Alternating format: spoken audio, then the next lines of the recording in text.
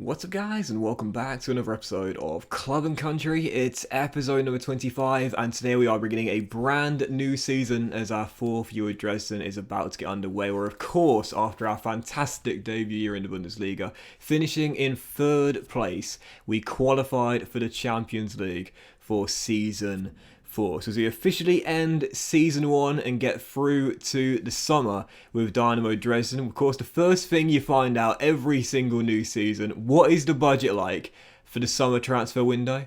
Well, Dynamo Dresden have got in their transfer budget £59 million. Now, I'll be honest here, with wage budget alteration, it's probably going to be more likely £55 million, but that's not a big hit there.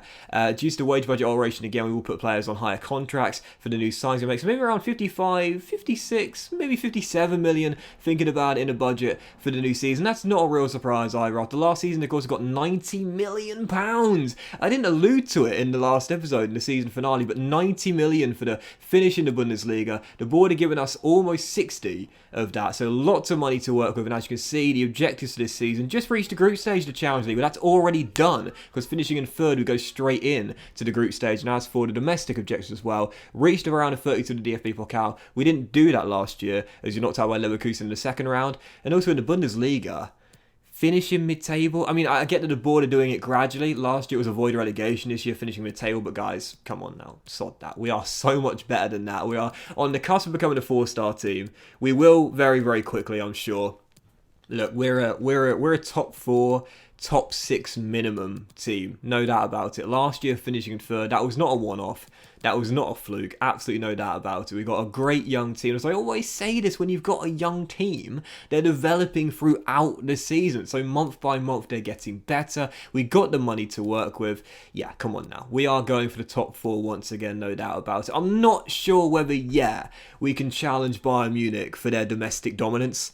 I think, I'll be honest here, like, it sounds ambitious, but there could be a chance we could be in a title challenge this year because of the fact we made such great meteoric progression in such a quick space of time. There's no reason we couldn't possibly try and challenge Bayern for the title this year, but it's a tough one. It's a very, very tough one. Like, you got to realise that, like, challenging Bayern for their throne in Germany would be like trying to challenge PSG for their throne in France. I know, of course, this year, as we know in real life, it's a little bit different. And I guess it's the same with the Serie A, really, with Italy. This year it's a bit different with Juventus, but in years gone by, they had such a strong hold on it, Juve and PSG and Italy and France. The same is true with Bayern. They've got such a huge, strong grip on the domestic dominance in their country. To battle them is going to take some serious time because they're head and shoulders above everyone right now. But there are several teams like us, again, like the Hertha Berlin, who finished second last year, Leverkusen, Leipzig, so on and so forth. Dortmund, of course, had a shocker last year. They won't do that again this year, I'm sure, in the game, I'm saying. There's teams that could challenge them, but yeah, I think we probably could be the closest threat, but I'm not entirely sure we can challenge them this year. Still, as you look at the squad there, as you can see, 4 players that the deals are coming to the end of the year. All those players were youth players, and of course they all got contracts as well, including Schaefer. Of course, had to give Marvin Schaefer a new contract. All 4 got new deals there. But as for new signings for the season, new players bringing into the club with, again, around 55 to 58 million pounds. Well, I had a few players on the shortlist that I was thinking about bringing in, but to be honest here, I knew the one position I needed to bring in was a new centre-half. Look, last year we were the second highest scorers in the Bundesliga. We will always score goals. We had the deadliest striker, the deadliest German striker going right now in Ransford Yeboah. We're going to score goals. We're going to score a lot of them, but defending is my Achilles heel. So I thought, right, this year we need a class centre-half to come right into our back three. And I opted for this guy. There were a few names on the shortlist. I was thinking possibly Robin. I can never pronounce his surname. Noke? I'm not entirely sure. But he's, of course, gone in the game and moved on from Leeds. But I was thinking about bringing him in, but instead I went for Felix. I can't pronounce this guy's surname. Uduo Kai? Felix, I'll call him, though. Who I've given number 2 jersey to. Signing for just over £30 million. 30.5 million, I think it is in the end. 81 overall. 25 years old. So in the prime of his career right now. Great mental stats. Excellent defensive stats. And also 6'4" as well. He's also a left-footed player, so he'll slide right into the back three and given the defensive centre-back development plans that will train his stamina, his strength, and also get the defensive work rate up to high as well. I'm not sure just how many more ratings he can grow at 25 years old, but he stays in the prime of his career right now. I'm not sure who I'll take out, either Pfeiffer or Malik. Malik came in last year and was pretty decent, But I do really like FIFA, who of course we signed way back at the start of the series. I'm not sure. For now, I think I'll keep Malik in the starting back three because I think he has more potential than FIFA, though I might be wrong about that. But we've got Felix in and give a 30.5 mil. He looks absolutely superb, which should hopefully, fingers crossed, touch wood, finally improve what has been some really poor defending from me throughout the course of the series so far. So with the second signing I was going to make for the transfer window, I decided to go after a player that I was raving about all throughout last year, but I never actually got to use him myself. Joshua Wagnerman from Hamburg, who just came up to the Bundesliga for this year alongside Mainz and also Bielefeld, who won the playoffs as well.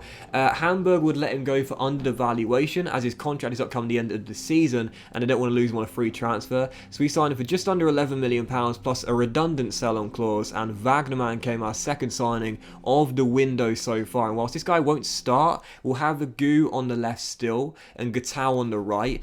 The reason I bought in this guy is because of how good a Goo was last year. He's got very similar stats to a Goo, and he seems like a very similar type of player, that kind of defence-minded wide midfielder slash fullback slash wingback with a 4-star weak foot. I'm going to train up that high defensive work rate and astound as well. So he'll be like another Agu in this team. He'll be like another Agu in this team. So that's exactly what I wanted. Of course, Gatau last year was amazing, so of course he'll still start on the right-hand side. But Wagnerman and Agu, high energy, high work rates, good both when going forward and defending as well. That's what I wanted for the new season. We've got him in. Joshua Wagnerman arrives. I'm very excited to use him as well because I didn't get to use him last year, but he looks really, really good indeed. So following that, as you can see, we had a couple of bids here. One for Marvin Schaefer from Freiburg, which of course we rejected. One massive one from Ransford Yeboah Wolves, putting in a bid of around £78 million for our 84 rated 21-year-old. And of course I said no. And also as well, a bid for Robin Beck, which I accepted. He's a squad centre-half now, 68 overall, 26 years old. Now we just brought in Felix as well. He probably won't play a single minute of football this year, so I'm fine letting him go. Because we've got a really fixed squad now. And of course we will need one playing in the Champions League this year. But if it gets too full and it gets too thick, we won't be able to bring any new players in or promote players from our youth academy, who, speaking of, we might have just found a competition for Albert Simon. Changed this guy from holding mid to attacking mid, and he's pulled a J Potts. He's jumped up to 61 overall. He looks fantastic with 88, 94 potential. He'll definitely get a pro deal, not before long. See the first fixture of the season, and as you can see, we've got Mainz and also Bielefeld, who both came up last year from the 2 Liga. I did forget to show you the 2 Liga table last year, so sorry about that, but Mainz won it. Hamburg won it. Mainz finished runners-up, and Bielefeld came up through the playoffs. So yeah, we've got 2 of the newly promoted sides in the first 3 games of the season, and of course we're starting off with relatively local rivals, RB Leipzig, on the opening day of the season.